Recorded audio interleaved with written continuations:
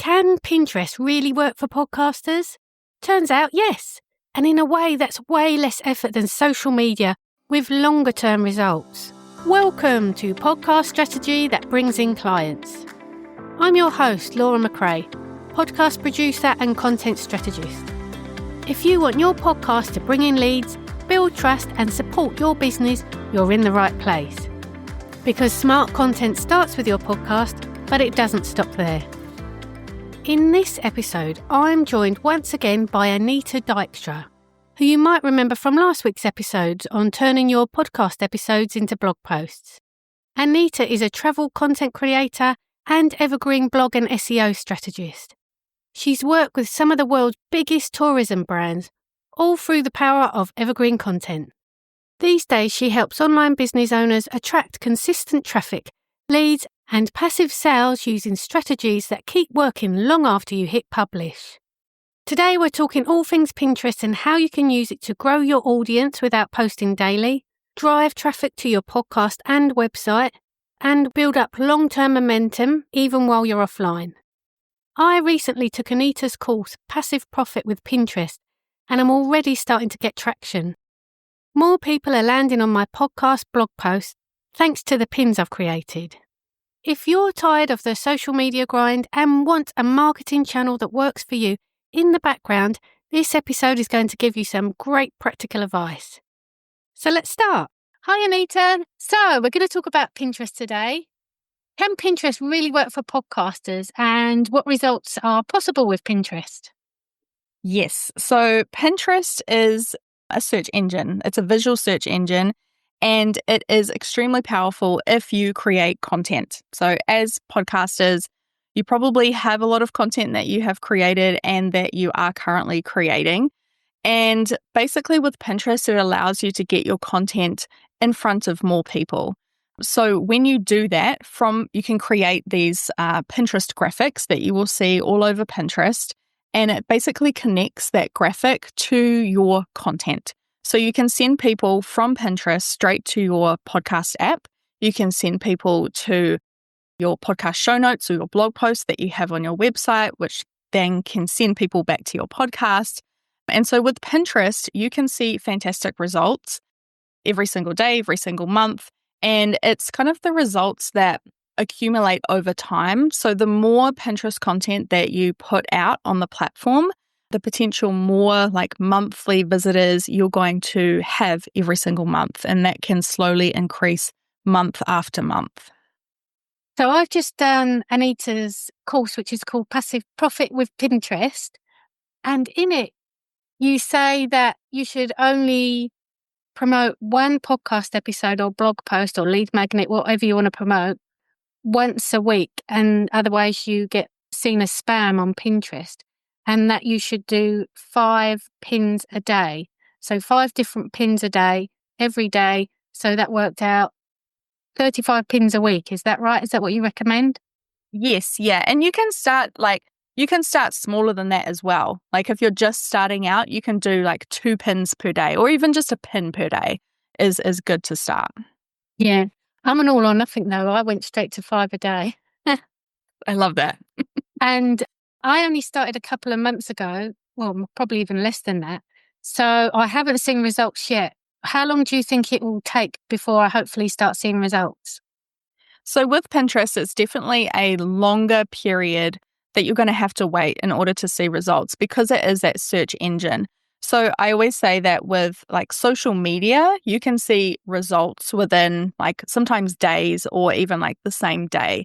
With search engines like Pinterest, with Google, with your blog, it's going to take potentially, I would say 6 months. I would give it 6 months and then I would analyze your results. And then it could potentially take like 6 to 12 months to see those kind of results that you want to see. Because it is a search engine, it's going to take a little bit more time. Wow, I didn't realize it'd take that long, but yeah, I'm up for it. Let's try it. Yeah. So how do you turn a podcast episode into Pinterest content? Yes. So what I would do is I would start with Canva. Canva is going to be your best friend when it comes to Pinterest.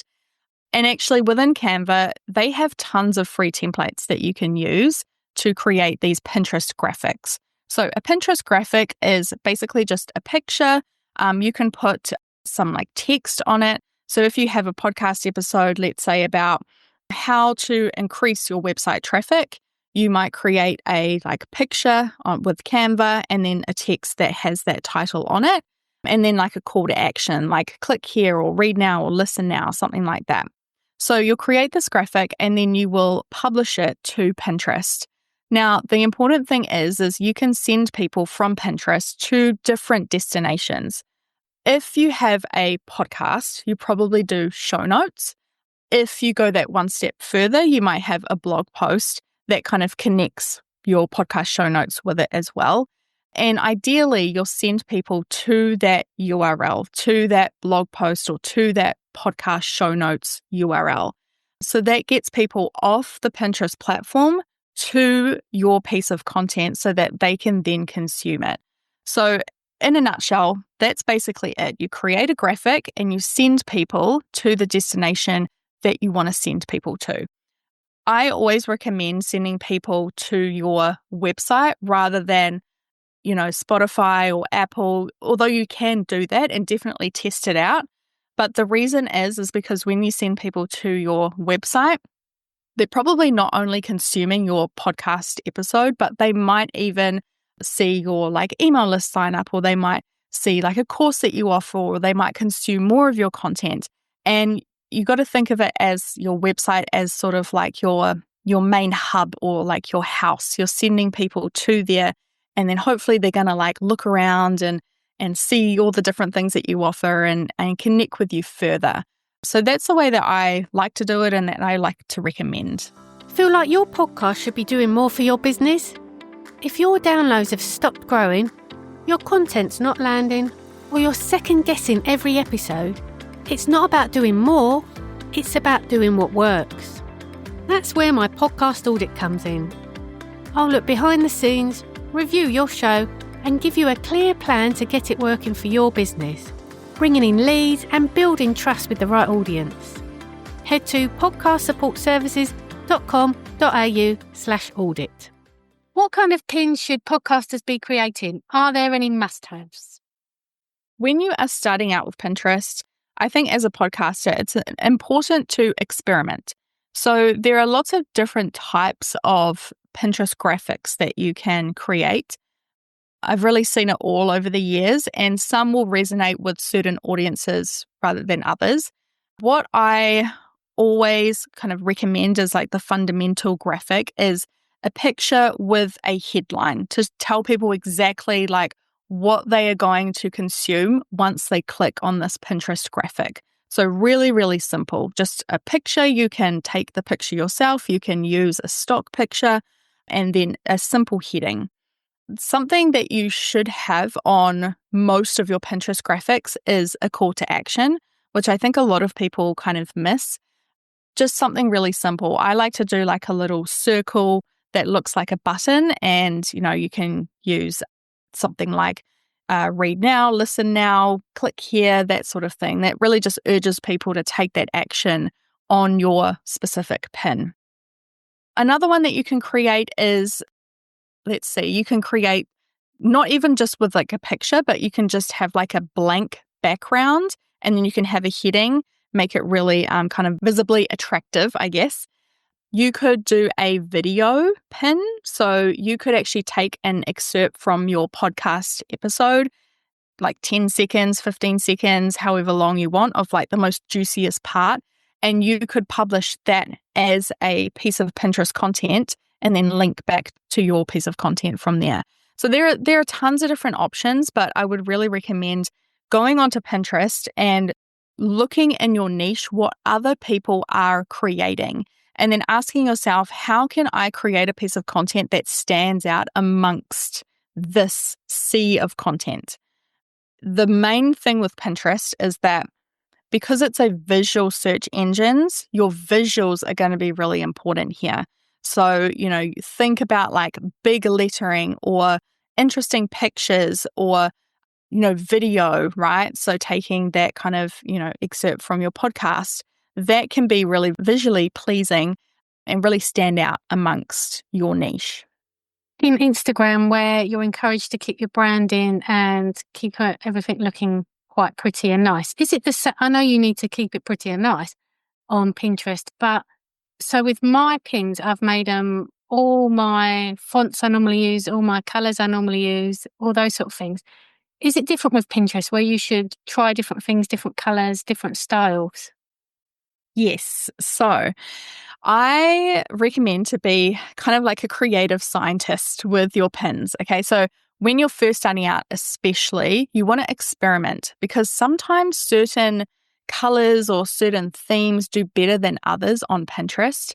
There was a study, I'll have to dig it up, but there was a study done and the warmer colors did best with Pinterest audiences rather than the cooler colors. So, like, the reds and the oranges and the yellows did better than the blues, the greens, and so on and so forth. So, it's interesting that that data tells us like what people are more inclined to click on. And so, you can use that kind of data to experiment with your Pinterest content as well. You can keep pieces of your branding, like have your logo, have your website, on your pin somewhere. Like you can keep bits and pieces of your branding, but I would also experiment, like have that time to kind of like play around with different things because you may find that a certain style might actually do the best with your Pinterest content rather than kind of like your regular branding fonts and things like that. That's interesting to know because I was thinking that, and I think in my next batch, I'm going to, after what you've just said, do totally different colours because my colours, my branding colours are the cooler colours, the greens and the blues. So I'm going to try oranges and reds next time and see how we go. Yeah, totally. And like another thing that I would recommend is, again, going to Pinterest and looking at some kind of search keywords that your ideal client might be typing into Pinterest and seeing what the results are, because you'll see that the results page will give you all of the content that people are posting about your niche. And you can ask yourself again, like, how can I stand out? Because you might find that your niche is mostly using maybe like blues and greens and things like that. But what if you used a pop of like pink or something that is like totally just different from the sea of content? Like it's going to make your content stand out and make people interested in what you have to say. I remember in the course you mentioned a tool for scheduling. What do you recommend people use to schedule their pins? Because I just use Pinterest and pin inside there, but what other tools are there? Yeah, so you can use something like Tailwind. Tailwind is a scheduling tool, not only for Pinterest, but the main thing that they do is Pinterest. So you can use that for others. You can use it for social media as well. But I do like Tailwind because it's really quick to schedule a lot of content. With Pinterest, you're going to be publishing more content than you would have with like social media, with Instagram and things like that. So you want something that's really easy. So Tailwind is good for that. But also I know tons of people who use Pinterest native scheduler. It has gone a little bit better over the years as well. And there is also a part, I don't know if you have played around with this part of the scheduler yet, but there is the bulk scheduler. Have you played around with that on Pinterest yet? Oh, I haven't seen that. Okay, so that's something that I have been experimenting with, and that allows you to publish content really easily and fast by using a Google Sheet and then basically uploading that Google Sheet to Pinterest. And it's crazy. It will save you a lot of time. So, and because you're using Pinterest, it's free, whereas Tailwind is a paid product. So yeah, there's lots of options depending on, how you want to work, but also like what's your budget and things like that as well. Yeah, it is quite time consuming scheduling it all in, so that will be handy. Yeah, I'll have to do a video on it. Yes. How can podcasters use Pinterest to grow their email list? Yes. So what I would recommend is creating your Pinterest content in terms of like Pinterest graphics and then sending people to your website. So like I was saying before, sending people to your website is going to be key here. So what you can do is you can have your podcast show notes on your website, or you can go that one step further and have a blog post or like integrated together. And what I would recommend is having a call to action to your email list that is like near the top of that page. or even on your side, like on the side banner or at the top of your website. Like you want to make it so that it is super clear that people should sign up to your opt-in and get on your email list as soon as they hit your website, as soon as they hit your podcast content on your website. That is going to help you convert Pinterest users to actual email subscribers. A big mistake that I see a lot of podcasters make is they'll send people to their podcast show notes or, their repurposed blog post, and they'll put their email opt-in like right at the bottom of the page. And you don't want to do that because a lot of people will get to your website, they'll read maybe like the first, a few paragraphs, or if you just have show notes, they'll just, quickly skim or just hit play, and they might not consume the end of your pages. So make it like abundantly clear when they first get to your content that they should sign up to your email list. And why should they sign up? Like, what are they going to get out of it? Because, people are sick of a lot of emails and signing up to all these different things, but like, why should they sign up to your email list? Make it super, super favorable that they need to do this. They need to do it now. I mean, you can do it in a lot of different ways. So there's like a lot of different formats. You can have like a box that's, your traditional sign up to this.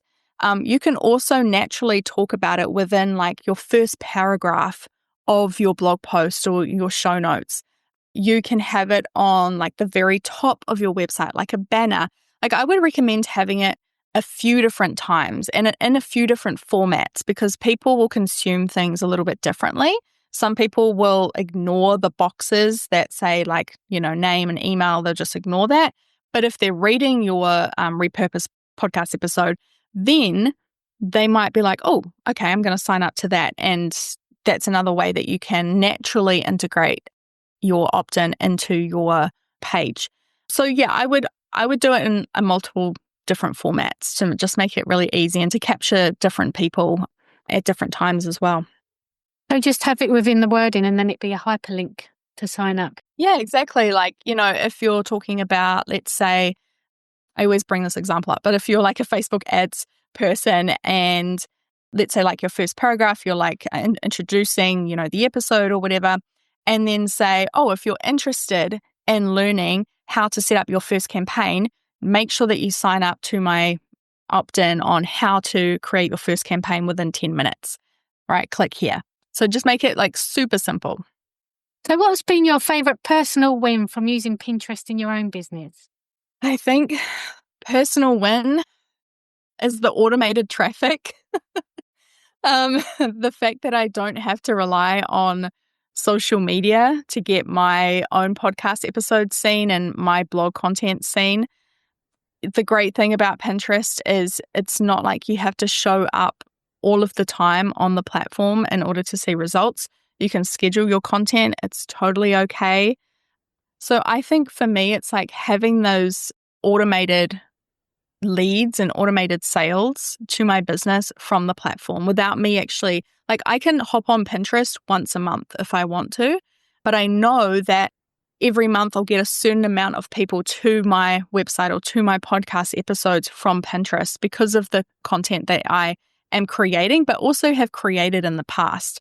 Because every piece of content that you create on Pinterest, like you're building more and more content, which means that you're going to build your base.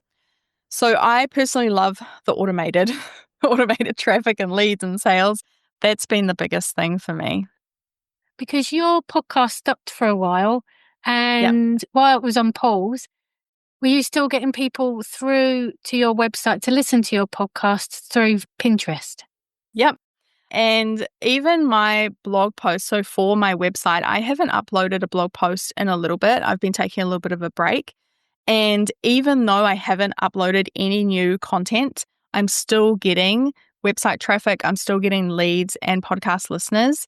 So I think that's another really important thing as well when it comes to Pinterest and, looking at different marketing strategies for your business is don't just rely on marketing platforms that you have to show up on, because the thing is that you're probably going to want to take a vacation at one point. You're probably going to have maybe like an emergency or something where you have to be away from your business for a bit, or maybe you just want a sabbatical and you want to just take some time off to, try something different. When you have these marketing platforms in place like Pinterest, it allows you to take that time off and not have to worry like, oh, I haven't grown my email list or I'm not being seen in front of anyone, this month. You can still have that momentum, which is so, so important because you don't want to just, go on holiday and then all your marketing completely stops. And then it feels like when you get back from holiday, you have to restart all of your marketing again and you have to start that momentum. So I think it is really important, especially these days, to have at least one marketing strategy that doesn't rely on you having to show up all of the time. So whether that is Pinterest, whether that is blog content, your podcast, I think, those are some really great marketing strategies to have in place. Right. I can't wait for mine to start kicking in. Yay, I can't wait either. If someone's curious but short on time, what's one small step they could take this week to start using Pinterest?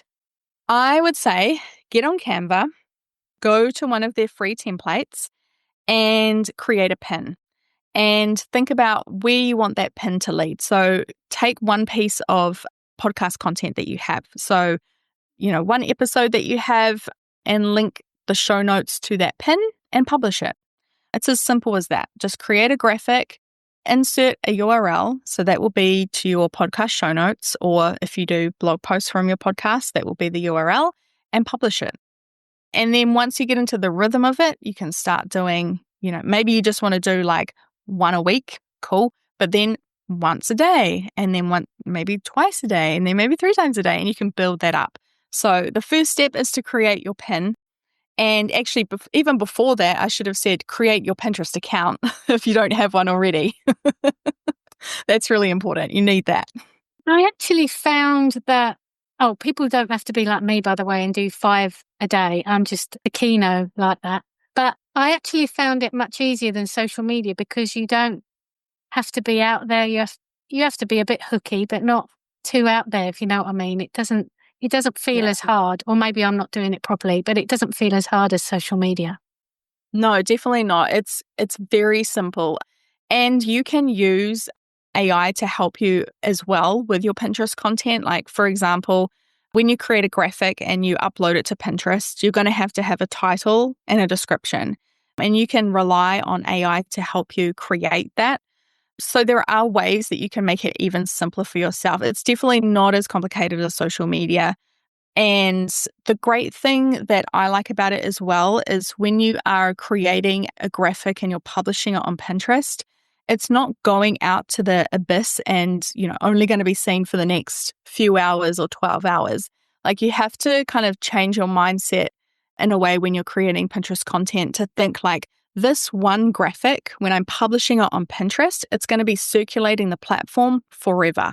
It's not going to show up in front of my ideal audience for 24 hours and then never to be seen again. Every piece of content you create and you publish on the platform is just building more and more content. It's building your Pinterest content bank. So in that way as well, Pinterest is a lot easier than social media. I find that as well. It's great. I can do it in my pajamas. I can do it in bed and I don't have to show up. Yeah, I guess it's a thing though with social media. You get that immediate dopamine hit when someone likes your post, but you don't get that with Pinterest straight away. No. I guess that's why people go more for the social media rather than Pinterest. But long-term, Pinterest sounds like it's the one. Yes, exactly. Definitely if you've just started your business, get on social media, get in front of people right away, right? But if you want that longer term strategy and if you want to build your email list and everything over time, definitely start on Pinterest from day one as well. Have that in the background because then 6 months, 12 months down the line, you're going to have that automated traffic leading to your podcast, leading to your website, to your courses, wherever you want to send people. And you are going to thank yourself for creating that Pinterest account and creating that content rather than waiting until you're maybe 5 years into business and then you're starting your Pinterest account from there. Excellent. Thanks so much. So lastly, where can people learn more about working with you and connect with you? Yes, so you can find me on my website, anitadykstrap.com. You can come find me on Pinterest if you like as well. I'm over there, same name. Also on Instagram. And yeah, my website is my main place. I send people always to my website because it has everything that you need. I'll put all the links in the show notes. Thanks again, Anita. Bye. Thank you. How good was that? Pinterest is such an underrated platform for podcasters, especially if you've already got great content and want it working harder for you without more effort. A huge thanks again to Anita for joining me. If you're keen to learn how to do this for your own podcast, check out her course, Passive Profit with Pinterest. I'll pop the link in the show notes. And if you found this episode helpful, share it with a podcasting friend or leave a review. This episode is brought to you by Podcast Support Services, podcast strategy that attracts leads, clients and credibility. Are you looking for a podcast producer? We may have availability. Head to podcastsupportservices.com.au.